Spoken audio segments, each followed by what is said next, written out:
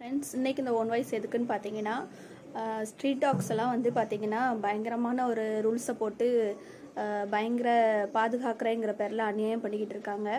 அது வந்து government rules படி அநியாயம்னு சொல்கிறத விட ஒரு 10 லட்சம் நாய்களை ஒரே ஷெல்டரில் போட்டு பாதுகாக்கிறதுங்கிறது ஒரு பெரிய விஷயந்தான். பட் அதை ஒரு குறிப்பிட்ட டேட்டுக்குள்ளே பண்ணுறதுங்கிறதும் வந்து கவர்மெண்ட் பண்ணுறதா என்னதுன்னே நம்மளுக்கு தெரியலை. இத்தனை நாய்களை ஒரு இடத்துல போட்டு அதுக்கு தகுந்த முறையில் சாப்பாடு, பாதுகாப்பு அது இதுன்னு சொல்லும் போது அந்த எல்லா நாய்களுக்குமே பாதுகாப்பு இருக்குமாங்கிறதே பெரிய யோசிக்க வேண்டிய விஷயமா இருக்குது. ஏன்னா அந்த இடத்துல வந்து ஒரு நாயை பாதுகாக்கிறதுக்கே நம்மளுக்கு வந்து எவ்வளோ கஷ்டப்படுறோம். அதில் வந்து நல்லா இருக்க நாய்களும் இருக்குது, உடம்பு முடியாமல் இருக்க நாய்களும் இருக்கும், ஏதாவது நோய்வாட்பட்ட நாய்களும் இருக்கும்.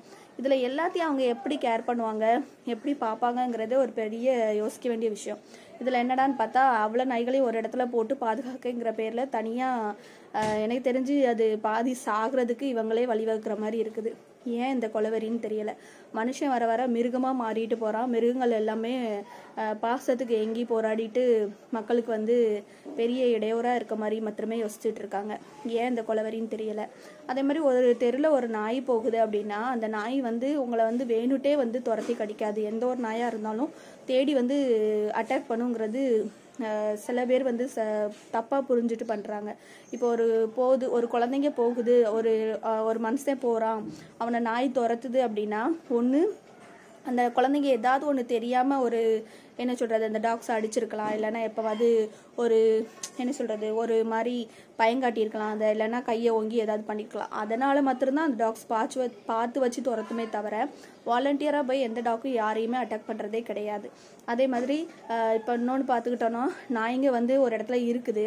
அப்போது அந்த இதில் நல்ல விதமாகவும் இருக்கும். சில நாய்ங்க வந்து பார்த்திங்கன்னா நம்ம சும்மா போகும் ரோட்டில் தன்னால் நம்ம பின்னாடியே ஓடி வந்து காலத்துக்கு போட்டு அவ்வளோ பாசத்தை காட்டுற டாக்ஸும் இருக்குது. ஆனால் இதில் வந்து மக்கள் வந்து பேசுகிறது என்னென்னா, ஒரு மனுஷனை ஒரு நாய் கடிச்சிருச்சு அப்படின்னா அந்த பேசின விஷயத்தை மாத்திரம்தான் பெருசாக்கி இஷ்யூவாக்கி அதை நியூஸில் காட்டுறாங்களே தவிர பாசம் காட்டுற நாயை, தெருவில் உள்ள நாயை யாருமே காட்டுறது கிடையாது.